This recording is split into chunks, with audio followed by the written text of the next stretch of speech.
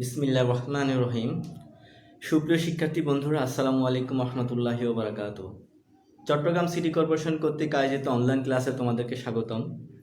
আমি মোহাম্মদ আকমল হোসেন মজুমদার, সহকারী শিক্ষক গণিত, কাপাসগোলা সিটি কর্পোরেশন বালিকা উচ্চ বিদ্যালয়।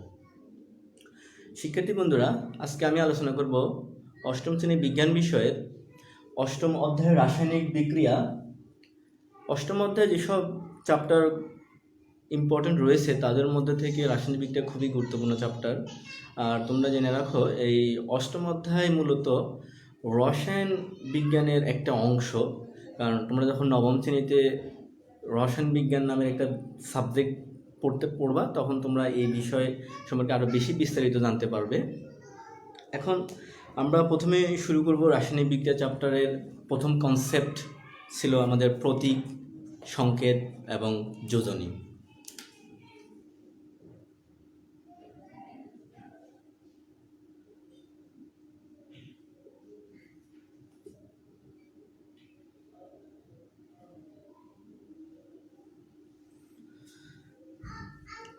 তো প্রথমে যেহেতু প্রতীক, সংকেত, যোজনী, তো আমাদের প্রথমে প্রতীক নিয়ে একটু আলোচনা করতে হবে। প্রথমে প্রতীক নিয়ে একটু আলোচনা করি আমরা, যে প্রতীক কি।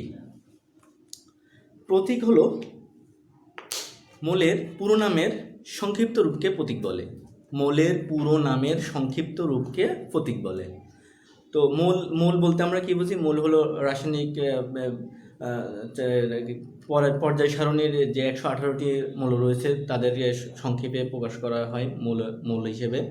তো সেক্ষেত্রে আমরা যেগুলো আলোচনা করব সেগুলো প্রথমেই প্রতীক হলো, দেখো প্রতীকটা যে মৌলের পুরো নামের সংক্ষিপ্ত রূপকে প্রতীক বলে। এ পর্যন্ত 118টি মৌল আবিষ্কার হয়েছে। এই 18টা মৌলেরই মূলত প্রতীকের মাধ্যমে প্রকাশ করা হয়। তো প্রতীকটা দেখো, যেরকম হাইড্রোজেন আমি লিখতে চাচ্ছি, হাইড্রোজেন। তো হাইড্রোজেন পুরা মৌলের নাম হলো হাইড্রোজেন, তার প্রতীক হলো, মনে করো প্রতীক হলো H। আবার যদি অক্সিজেন লিখতে চাই, অক্সিজেন হলো O। তো এইটা এইভাবে মনে করো প্রতীকগুলো লেখা হয়। অক্সিজেন হাইড্রোজেন H, অক্সিজেন হলো O, এভাবে মূলত প্রতীক আকারে লেখা হয়। তো প্রতীক লেখার ক্ষেত্রে অনেকগুলো নিয়ম রয়েছে। অনেকগুলো নিয়মের মধ্যে থেকে আমরা কয়েকটা নিয়ম তোমাদেরকে আলোচনা করে শোনাচ্ছি। তো প্রতীকগুলো মূলত ইংরেজি নামের অক্ষর এবং পাশাপাশি ল্যাটিন নামের অক্ষরগুলোর প্রথম বর্ণগুলো দিয়েই মূলত সূচিত করা হয়। যেমন হাইড্রোজেন লিখলাম এখানে H, এটা হাইড্রোজেনের H, এটা হলো ইংরেজি বর্ণের প্রথম অক্ষর। অক্সিজেনের O হলো ইংরেজি নামের প্রথম বর্ণের অক্ষর। এছাড়া আরও কয়েকটা নিয়ম রয়েছে, এই নিয়মগুলো তোমাদের সাথে একটু আলোচনা করব পর্যায়ক্রমে।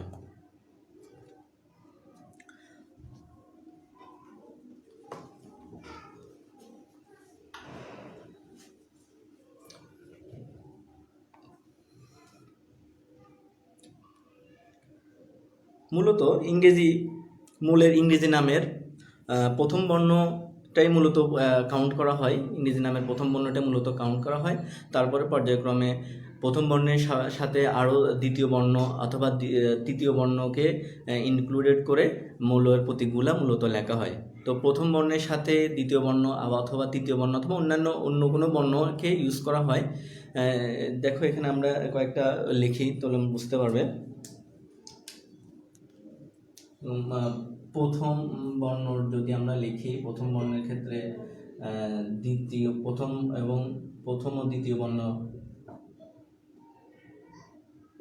প্রথম বর্ণের প্রতীক, দ্বিতীয় বর্ণ, প্রথম ও দ্বিতীয় বর্ণ এবং প্রথম ও তৃতীয় বর্ণের প্রতীক। প্রথম বর্ণের প্রতীক হিসেবে মনে করা হয় যে হাইড্রোজেন ইউজ করলাম, হাইড্রোজেন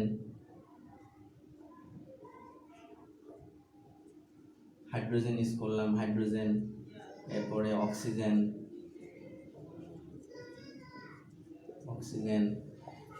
এরপরে কার্বন,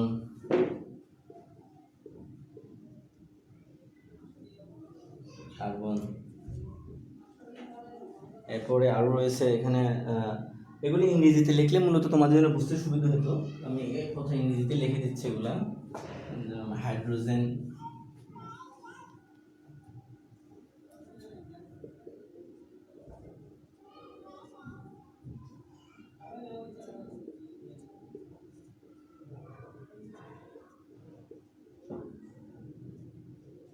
কার্বন সি। আবার প্রথম বর্ণের সাথে দ্বিতীয় বর্ণের যেসব প্রতীক হিসেবে ইউজ করা হয় সেগুলো দেখো এখানে আমি তোমাদের লিখে দিয়েছি অ্যালুমিনিয়াম, অ্যালুমিনিয়াম, এল, অ্যালুমিনিয়াম। এরপর হলো কোবাল্ট, সিও, আরও অনেক রয়েছে, সিও, কোবাল্ট, এবং রয়েছে তোমাদের নিকেল, আই। প্রথম বর্ণের সাথে তৃতীয় বর্ণের প্রতীক হিসেবে ইউজ করা হয় আরও যেরকম chromium, CH, LO, chlorine,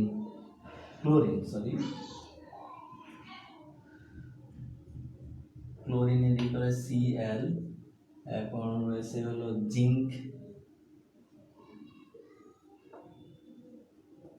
Zn। আরও রয়েছে এখানে আরও রয়েছে ক্রোমিয়াম,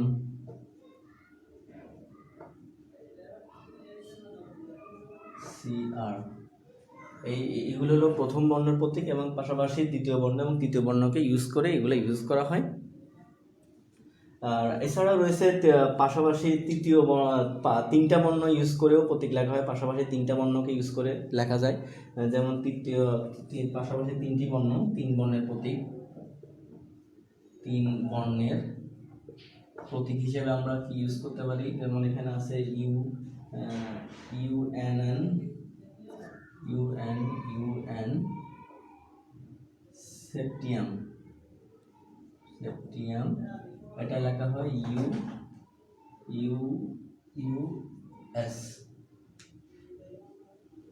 ইউএস।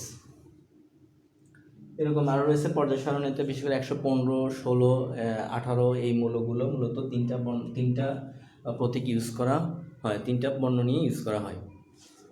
এরপরে আমরা এগুলোতে ইংরেজি নামের অক্ষরগুলো দেখলাম। এছাড়া রয়েছে ল্যাটিন নাম ব্যবহার করে, মানে ইংরেজি বর্ণকে ব্যবহার না করে ল্যাটিন বর্ণকে ইউজ করা হয়। এগুলো আমরা একটু লিখি, দেখো।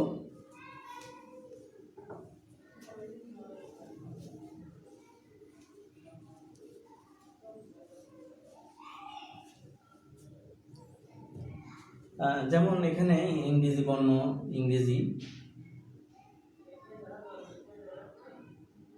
এটা হলো ইংরেজি ওয়ার্ড, ইংরেজি বর্ণ। এটা হলো ল্যাটিন, এটা হলো প্রতীক। ইংরেজি যদি আমরা লিখি, ইংরেজি মৌল, যেমন সোডিয়াম, এটা ল্যাটিন নাম হলো নাট্রিয়াম। প্রতীক হিসেবে কিন্তু আমরা SO ইউজ না করে আমরা ইউজ করবো Na, এটা হলো একটা প্রতীক। এবার রয়েছে তোমাদের কপার, COPPER, কপার ইউজ করছে এখানে। কপারটা হলো কিউপ্রাম, কিউপ্রাম, এখানে CU ইউজ করা হয়। আর এখানে রয়েছে পটাশিয়াম,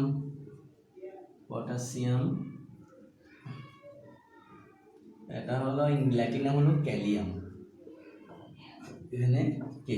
পরীক্ষাতে অনেক সময় প্রতীক হিসেবে এই ল্যাটিন নামগুলো বেশি ইম্পর্টেন্ট, এগুলো একটু মনে রাখার চেষ্টা করবে। লেড, আর প্লাম, বাম,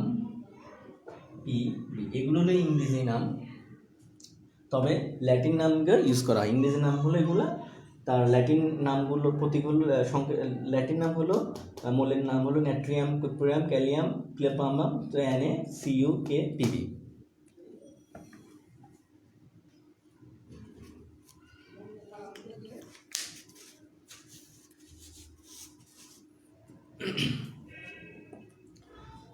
এগুলো হলো মূলত প্রতীক। এখন আমরা একটু সংকেত সম্পর্কে একটু আলোচনা করব। মূলত আসলে সংকেতটা কি? সংকেত হলো, একটু সংকেতটা লিখি এখানে।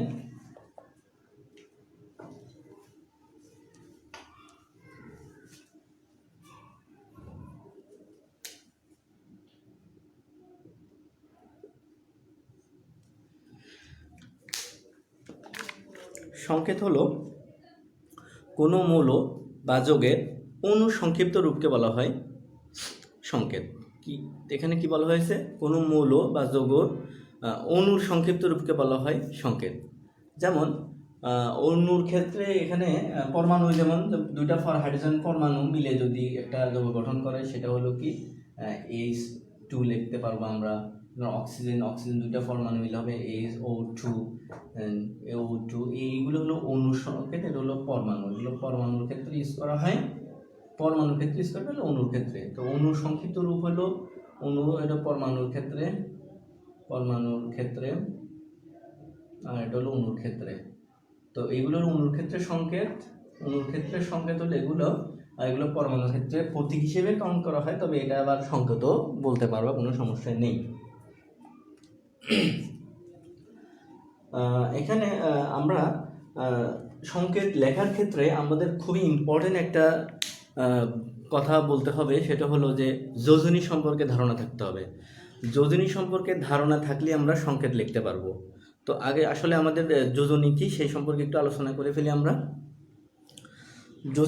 যোজনীর জন্য মূলত আসলে যোজনী মূলত এখানে তোমাদের মৌলগুলি একে অন্যের সাথে রাসায়নিক বিক্রিয়া অংশগ্রহণ করে, মানে রাসায়নিকভাবে যুক্ত হয়। যোজনের কারণেই মূলত রাসায়নিকভাবে এরা যুক্ত হয়। তো এখানে আমরা যোজনী হিসেবে একটা কনসেপ্ট আমরা মাথায় রাখতে পারি যে কোনো একটা মৌলের যার হাইড্রোজেনের সাথে যতভাবে যুক্ত হতে পারে সেটা তার যোজনী হিসেবে কাউন্ট করা হয়। যে কোনো একটা মৌল তার হাইড্রোজেন পরমাণুর সাথে যতভাবে যুক্ত হতে পারে সেটা হলো তার কি যোজনী।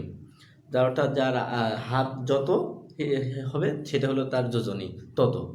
অর্থাৎ হাইড্রোজেনের যোজনী, হাইড্রোজেন একটা, যেমন হাইড্রোজেন এবং ক্লোরিন এদের মনে করো দুজনেরই যোজনী মূলত এক এক করে। তার মানে কি, যার হাত একটা থাকবে তার হাইড্রোজেন অন্য একটা পরমাণুর সাথে যুক্ত হওয়ার ক্ষমতা এক তত হবে। যেমন হাইড্রোজেন ক্লোরিনের যোজনী হিসেবে HCl এভাবে লেখা হয়, তাদের যোজনী এক হিসেবে। তাছাড়া আবার রয়েছে এখানে নাইট্রোজেনের যোজনী 3। এটা একটু পরে আমরা যোজনী সম্পর্কে আরও একটু ডিটেলস আলোচনা করবো। যেমন নাইট্রোজেনের যোজনী 3, নাইট্রোজেনের যোজনী যদি 3 হয়, মানে তার হাইড্রোজেনের সাথে তিনটা হাইড্রোজেনকে সে কী করতে পারবে, গ্রহণ করতে পারবে। সেক্ষেত্রে তার হবে কি, নাইট্রোজেনে এখানে তুমি H দিতে পারবা, এভাবে লেখা যাবে আর কি। আবার কার্বনের যোজনী 4, সেক্ষেত্রে কার্বনকে তোমরা লিখতে পারবা এখানে কার্বনটা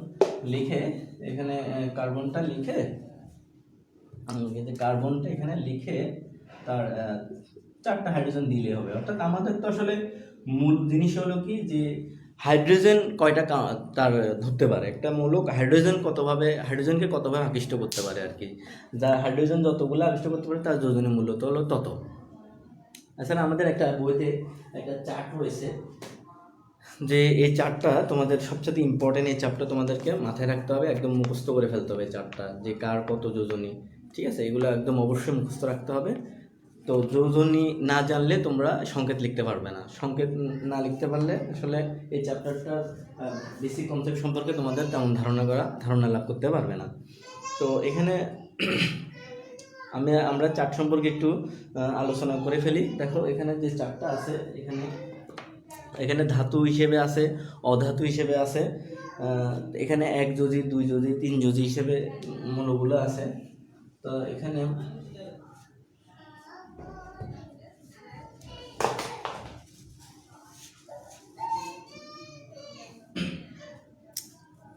তারপর মনে করে এখানে যদি অধাতু হিসাব করা হয়, এদিক দিয়ে অধাতু, এদিক দিয়ে যদি আমরা ধাতুগুলো লিখি, এদিক দিয়ে 1 পরমাণু, যাদের যোজনী 1,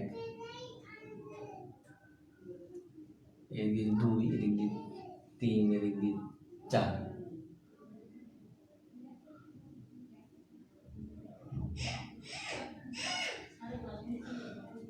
অধাতুর ক্ষেত্রে এখানে প্রথমে আমরা লিখতে পারি, এখানে 1 যোজনী 1,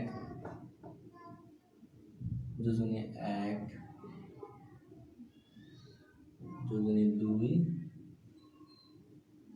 যোজনী 3, যোজনী 4। তো অধাতুর ক্ষেত্রে প্রথমে আমরা একযোজনী যেগুলো আছে যেমন এগুলো লিখে ফেলি, যেমন hydrogen, chlorine, fluorine, bromine, iodine, তারপরে দিক দিয়ে oxygen, sulphur, carbon, magnesium, calcium,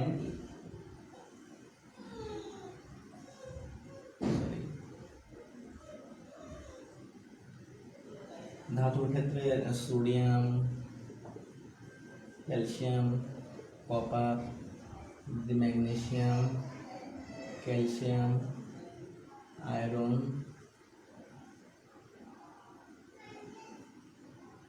copper, এখানে কপার ইক এবং আসের একটা ব্যবসা করা আছে, ইক এদিক দিয়ে কপার, এটা আস। যোজনী 3-এর ক্ষেত্রে এখানে নাইট্রোজেন, ফসফরাস, আর রয়েছে অ্যালুমিনিয়াম, এদিক দিয়ে আয়রন, আয়রনের ক্ষেত্রে এটা ইক, আস, আস এটা ইক। 4 যোজনীর ক্ষেত্রে এখানে আসলে এই স্ট্রনসিয়াম,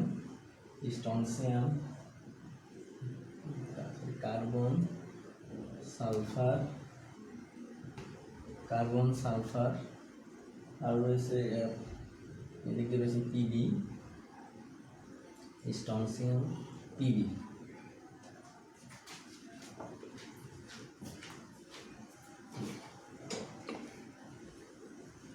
এছাড়া রয়েছে র্যাডিক্যাল, যৌগমূলক।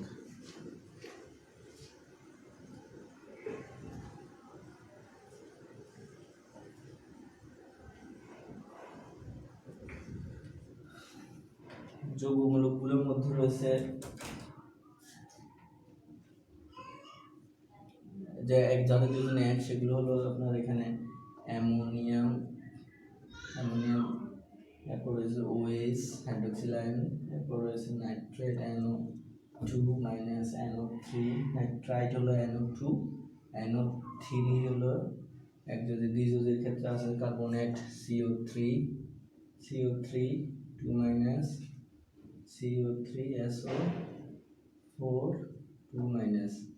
ত্রিযোজীর ক্ষেত্রে আছে PO4, 3 মাইনাস। ফসফেট হলো ফসফেট। এগুলার ক্ষেত্রে বাংলা নাম এখানে লেখা আছে, তোমরা একটু দয়া করে বাংলা নামটা পাশাপাশি দেখে নিবা।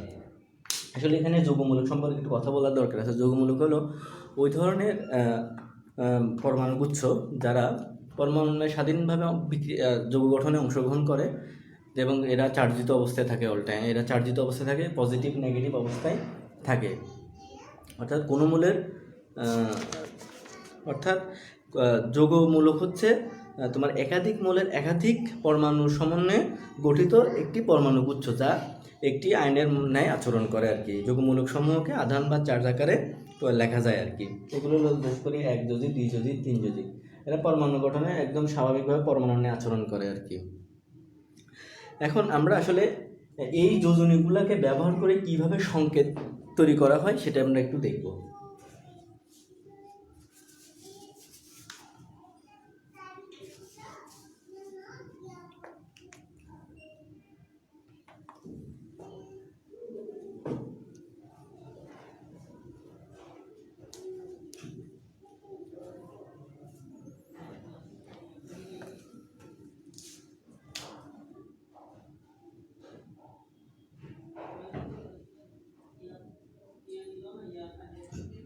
আণবিক সংকেত কিভাবে লেখে আমরা একটু আলোচনা করতেছি। দেখো, যেমন আমি ধরে নিলাম জাস্ট দুইটা কনসেপ্টের মাধ্যমে আমাদের এই সংকেত আমরা তৈরি করে ফেলবো, জাস্ট দুইটা রুলের মাধ্যমে।